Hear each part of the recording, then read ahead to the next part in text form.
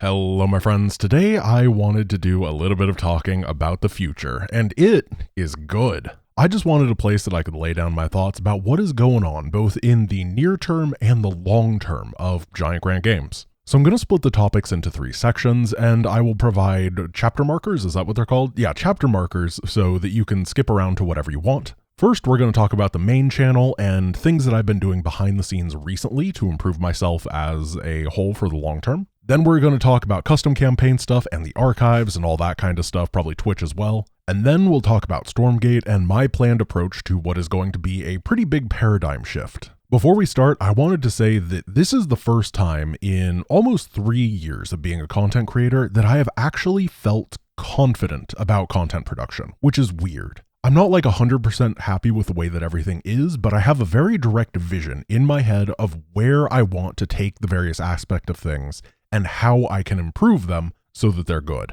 So first, let's talk about the main channel. The Age of Mythology video came out a couple months ago, and it was successful beyond my wildest dreams. I was thinking that about 1 million views over 6 months would be a very, very good target for that. I would be happy with it. It's almost 2 million views in 2 months, which is much better.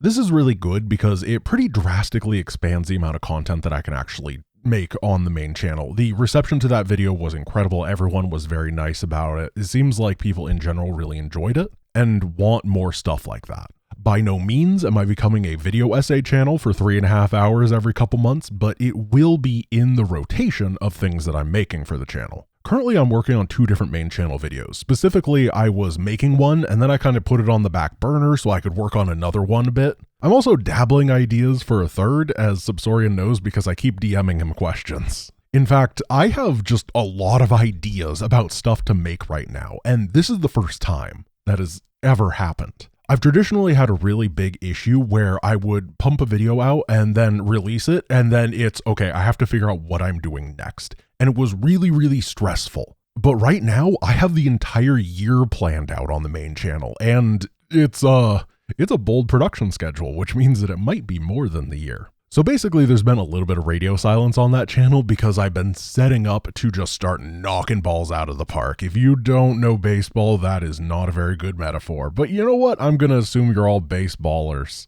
It's still the 1920s, right? People love baseball. They listen to it on the radio.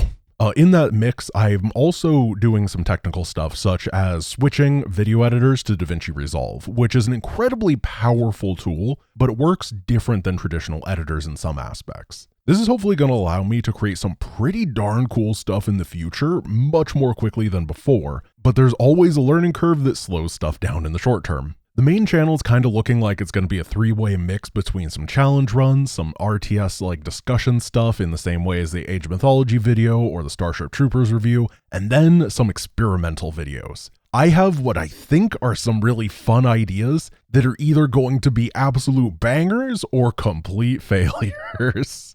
And I don't know which, but it'll be really exciting to find out. Now, realistically, I think some of them will be successful, other ones probably not. We'll learn from the ones that are failures, we'll keep doing things that are successful, and keep making the channel better and better. Alright, let's talk about custom content, the archives, and all that kind of stuff. So as you might have noticed, the amount of custom campaign stuff that we have popped out this year is significantly less than it was before. The basic explanation for that is that back in 2021 and 2022, when I wanted something made, what I would do is I would sit down, I would write up a, 6 to 10 page design document about how it should be made and implemented, give it to a modder, tell the modder that this is a creation, these are my ideas for a way that it could work. However, if these things don't work out, or if you have a better way to implement it, please do it yourself. And the large majority of the time, this was an incredibly successful system that both allowed some really cool custom campaigns to be made, but also gave the modders a lot of creative freedom. But it was also very slow and took a ton of time on my side because it turns out that designing custom campaigns all the time, in addition to everything else, is a lot of work.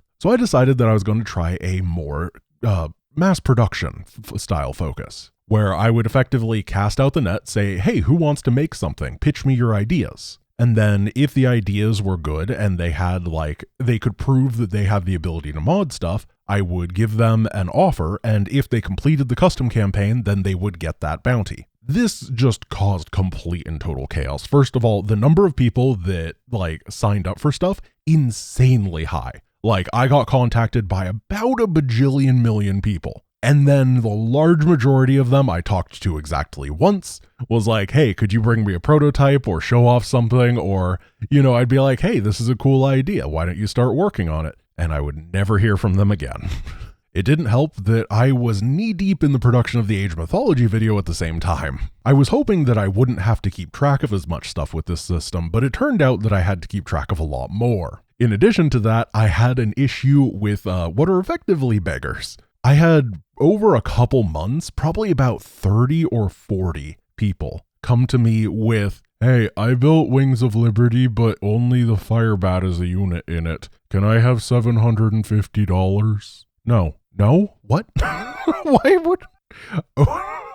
Yeah, a lot of people just put no effort into things, made stuff that had never been talked about before, I didn't ask for this, and then would just try to beg me for money. It was not a good system. I don't know what the best way to get mods made is in a large scale that doesn't involve me actively managing the products. That is a very difficult question that I have not come up with an answer for. But there are some upsides to it. First of all, not everybody disappeared. There is some really cool stuff that is going on, and honestly, some of the proposals I got are bold. Very, very bold, and they'll take, a while, maybe till the end of the year to make. And some of them are a coin flip if they'll ever work out. But I think that, even if half of them work out, and even if they take a while to make, some of them are really, really, really cool, and I'm looking forward to them. On top of that, as a Band-Aid solution, I've started commissioning things again. I'm making up my first design document in a while this week. In addition, we still have old reliables, like we made Legacy of the Void real scale, and we're going to have Nightmare Legacy of the Void. That's a lot of Legacy of the Void.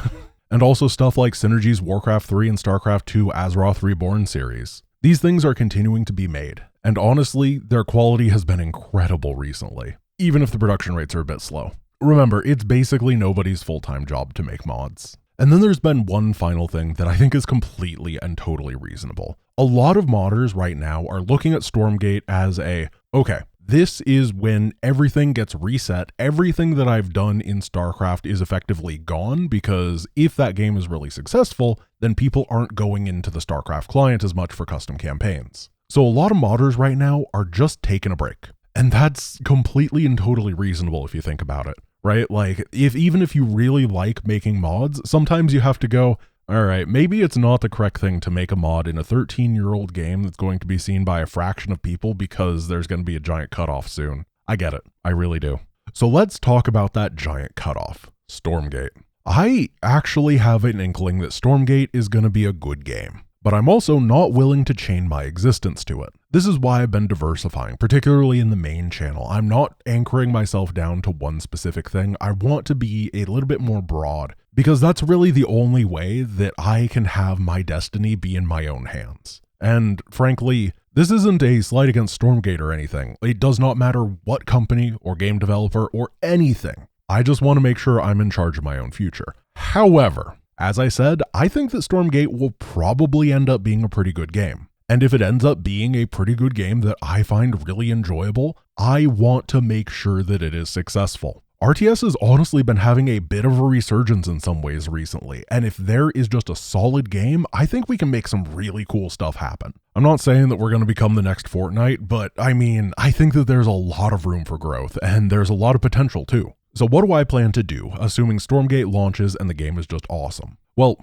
I'm well aware of my metrics, and I know that a large majority of you guys are fans of people like Loco, Hearthstone, and Winter. And I'm sure that a lot of people have gone, I wonder why Grant doesn't do any of the casting or esports stuff. I get typecasted a lot for the campaign stuff, which is obvious because, that's what I create, but I'm not uninterested in that sort of thing. The honest fact is that in 2020, when I started making content for StarCraft 2, the esports scene was hyper-saturated. It was more than it could contain, and it was actively dropping off esports content creators. This is a natural process, right? The game was losing active support from Blizzard. All the people that were actively working on it had moved over to Frost Giant. Mike Morhaime had left Blizzard. And honestly, The game was 10 years old. Like, it's insane how long that it lasted at the time, let alone now when it's 13. So when Stormgate comes out, I'm going to be taking the opportunity to try to expand into that scene because I think that it will be a lot more open. As I said before, I like that kind of stuff. The first ever StarCraft 2 that I saw outside of the battle reports was Day 9's King of the Beta tournament.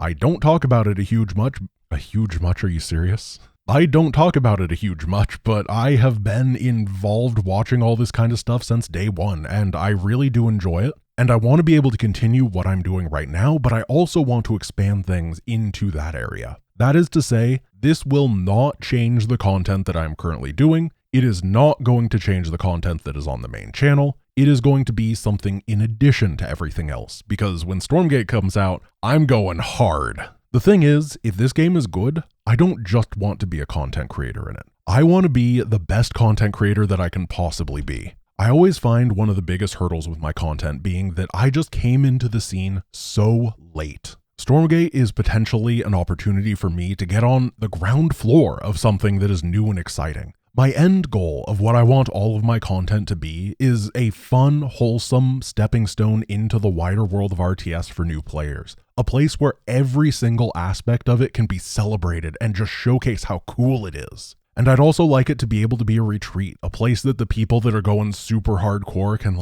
just come back and chill a little bit. I just want to be able to celebrate, have fun, and do cool stuff. And I'm going to try to do that in every single opportunity available. So I guess as part of a conclusion, it would be the main channel has been a little bit quiet, but it is because we are ramping up to just be absolutely Hulk stompingly awesome. It's going to be really cool. The archives for a little bit is just struggling simply because we've done so many different things over time. And this year is probably going to be the weakest year for custom campaigns, both in the past and the future.